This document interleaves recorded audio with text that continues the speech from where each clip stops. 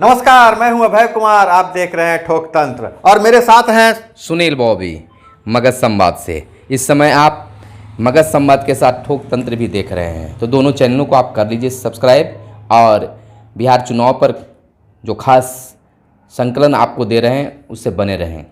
हम अभी बात करेंगे कि दिग्गजों के जो बेटा बेटी हैं उनका क्या स्थिति रही और चुनाव में वो खड़े थे तो दिग्गज के बेटा बेटी की क्या स्थिति रही। चुनाव में जो है अभय जी, ये लग रहा है कि परिवारवाद, माने जो बड़े नेता बन गए हैं तो चाह रहे हैं कि हमारा बेटा ही हमारी बेटी ही जो है वह चुनाव में आए, मेरा विरासत को संभाले। लेकिन एक चीज़ यहाँ पर और है कि सभी, तो मान लीजिए कि लालू जी की बात करते हैं तो तेजस्वी और तेज प्रताप जो है विरासत को संभाल लिए। रामविलास पासवान जी नहीं रहे, लेकिन उनकी विरासत को तेजस्वी चिराग पासवान जो है संभाल लिए। लेकिन आज भी वह प्रचलन जारी है। तो कई दिग्गज के बेटा बेटी जो थे वो हार गए, यानी कि उनकी प्रतिष्ठा चुनाव में जो बहुत सारे दिग्गज थे जो अपने अब रिटायरमेंट के बाद में था, उनका था कि 9 बार मतलब विधायक रहे थे और परंपरागत सीट से भी उनके बेटा बेटी हार गए। पहले तो हम चर्चा करेंगे।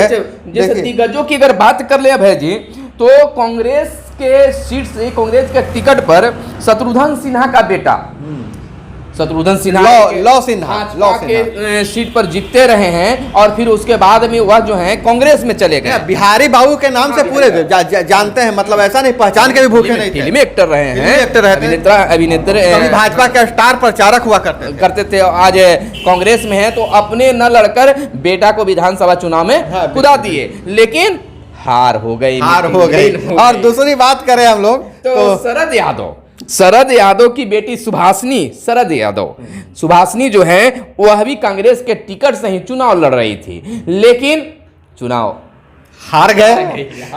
सुभाषनी यादव ने गजब एक इंटरव्यू में भी बताया था कि हम मतलब जो मेरे पिताजी ने जो स्केल खड़ा किया है उस परफेक्शन को हम पूरा करेंगे, और बहुत कॉन्फिडेंस दिख रही थी। और वो जो इंटरव्यू मैंने गाड़ी में चलते चलते मैंने इंटरव्यू उनका देखा था, तो सुभाषनी यादव की हार तो कहीं ना कहीं ऐसा लग रहा है कि दिग्गज अब जनता इस तरह से वंशवाद को नकार रही है। आपको क्या लगता है? बहुत, ये तो जरूर लग रहा है। तो उसी प्रकार से चर्चा में आगे कर लेते हैं कि सदानंद सिंह जो कांग्रेस के नेता हैं और अपने जो बेटा हैं शुभानंद सिंह वो कांग्रेस के टिकट पर लड़ा रहे थे, लेकिन इनकी भी हार हो गई।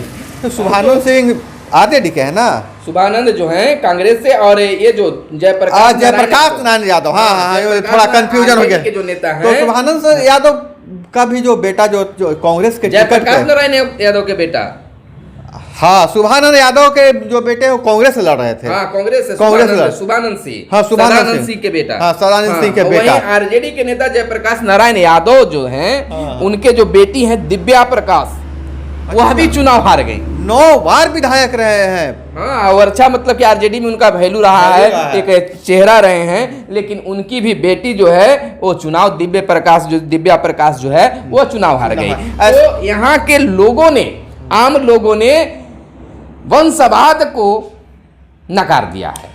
ऐसा है कि अब जो सैटेलाइट से अपने जो बाल बेटे बेटियों को जो लॉन्च करते थे नेता लोग, उसे जनता अब नकारना शुरू कर दी। बिहार में एक तरह का एक बदलाव का एक नया बयार चल पड़ा है। अब जो देखिए तेजस्वी यादव भी काम किए, जब वो जनता के बीच मजबूती से आए तभी उन्होंने जनता स्वीकारा। ये तो सर बात हो गई कि लोग दिग्गजों के जो बेटे बेटी थे उनको नकार दिया है, इस चुनाव में देखना नहीं चाहे, लेकिन कुछ जगह पर जीते होंगे। लेकिन एक चीज और है, चुनाव के पहले ही यह एक चर्चा था बिहार में क्या रातों रात स्टार बन गई थी नेहा से राठौर। हाँ स्टार बन गई थी और अच्छा खासा चला था। और उसका जवाब सासाराम में माननीय सम्मानित प्रधानमंत्री नरेंद्र मोदी जी के द्वारा दिया गया था कि बिहार में काबा का जवाब दिया गया था कि बिहार में सम्मान बा, इस तरह से करके दिया।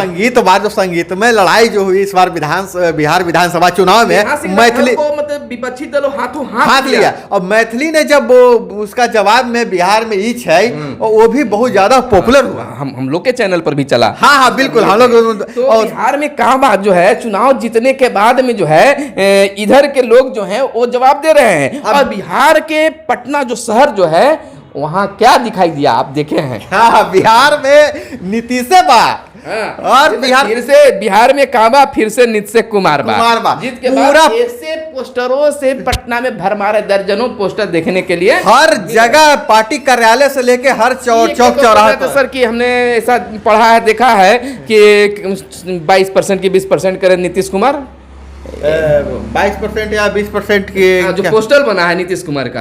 हाँ, नीतीश कुमार का जो पोस्टर, नहीं, जो पोस्टर से उनका हटाया गया था, जैसे कहने का मतलब कि दूसरे फेज के चुनाव में अभी तक एनडीए के जो बड़े नेता हैं, जैसे नीतीश कुमार हैं या अन्य हैं, हाँ सुशील मोदी का आया, लेकिन नीतीश कुमार का अब तक कोई बयान नहीं आया अभी तक। नहीं, आप देखेंगे चुनावों में नीतीश कुमार को जिस तरह से आरजेडी ने लालू और राबड़ी को फोटो को हटाया, वहाँ से मोदी का फोटो, नीतीश कुमार को रिप्लेस करके मोदी का फोटो लगाया गया था। तो है ही, लेकिन एक चीज देखते थे कि नीतीश कुमार चाहे भाजपा के जो भी लोग का जो मंच सजता था, सभाएं होती थी, उसमें अनुशासन बहुत ज्यादा होता था। हाँ, एक चीज है। और अन्य लोगों के जो मंच था उस पर भीड़ भरी रहती थी, जनता हाँ करता था। पप्पू यादव का हाथ भी टूट गया था इसमें। और एक चीज और रहा है कि आप देख सकते हैं कि तेजस्वी यादव का जो भाषण होता था 2-3 मिनट का हुआ करता था, और अन्य लोगों का जो नीतीश कुमार के जिंदगी से भाषण देते थे, लेकिन 5 से 10-15 मिनट का एक बात आप गौर,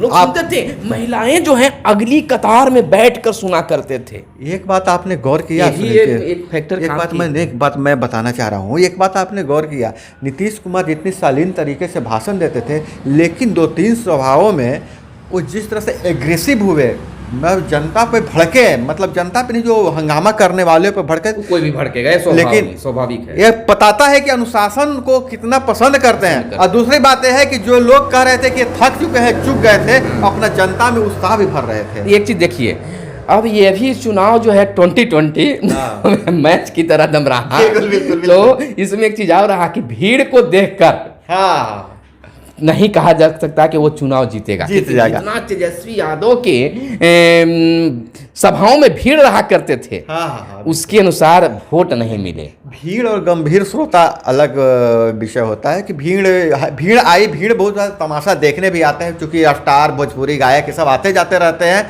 लेकिन जो गंभीरता से सुनने आते हैं लोग, मोदी को सुनने गंभीरता से आए थे, नीतीश कुमार को गंभीरता है कि मोदी जी और नीतीश कुमार को पहली पसंदीदा महिलाओं के लिए महिला का पूरा सपोर्ट रहा है। बहुत जगह तो ऐसा हुआ है सर कि पुरुष वोट दूसरे जगह दिया, महिला नीतीश कुमार को वोट डाला। साबित हो गया कि 10 लाख नौकरी देने का जो तेजस्वी यादव का वादा जो था, उस पर विश्वास नहीं हुआ, लेकिन मोदी जी के द्वारा या भाजपा के द्वारा जो कहा गया कि 19 लाख नौकरियों का सृजन, रोजगार का सृजन करेंगे, इस पर लोगों ने विश्वास किया, तब तो बढ़त मिली।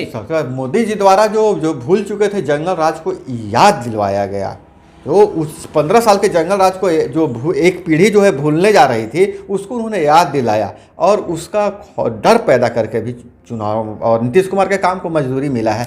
ये भी लोग सोच सकते हैं कि केंद्र में अगर भाजपा है तो बिहार में भी अगर हम भाजपा को ही बनाएंगे तो भाजपा का बिहार का विकास होगा, यह भी लोग सोचते हैं, है ना। और हम चाहते हैं कि दर्शकों की उम्मीद पे सरकार खरी उतरी, और हम फिर आगे फिर चर्चा करते रहते हैं। बनने वाली सरकार को हम बधाई देते हैं, शुभकामनाएं देते हैं कि फिर से बिहार में नया विकास होगा। जिस उम्मीदों पर यहाँ के लोगों ने वोट दिया है, मत दिया है, बहुमत दिया है, तो सरकार भी उनके उम्मीदों पर खड़ा उतरेगी, ऐसा मुझे विश्वास है। तो हमारे साथ आप बने रहें, और सर आपका निवेदन, मैं भी कोशिश करूंगा कि आपके उम्मीदों पर हम दोनों खड़े उतरे और आपको नई नई जानकारी देते रहे। हम व्यूअर्स के लिए क्या कहना चाहिएगा? व्यूअर्स के लिए मैं कहना चाहूंगा कि अगर आप चैनल पे, हमारे चैनल पे मगध संवाद या फिर ठोक तंत्र, दोनों चैनल पर आप देख रहे हैं, अगर पहली बार आए हैं तो अगर फेसबुक पेज पर अगर देख रहे हो तो पेज को लाइक कर लीजिए, अगर यूट्यूब चैनल पे देख रहे हैं तो चैनल को सब्सक्राइब कर लीजिए, बेल वाला जो नोटिफिकेशन है बिल्कुल दबा दीजिएगा, ताकि हम आपके पास अगली वीडियो मिलती रहे। आपका लाइक ही हमें उत्साहित करता है, इसलिए वीडियो देखने के बीच शुरुआती दौर में ही लाइक कर दीजिए और सब्सक्राइब कर लीजिए, क्योंकि वीडियो में जब आप चले आइएगा तो आप खो जाइएगा और भूल जाइएगा लाइक और सब्सक्राइब करना, तो पहले ही आप काम कर दीजिए। धन्यवाद। जय हिंद, जय भारत, वंदे मातरम। धन्यवाद।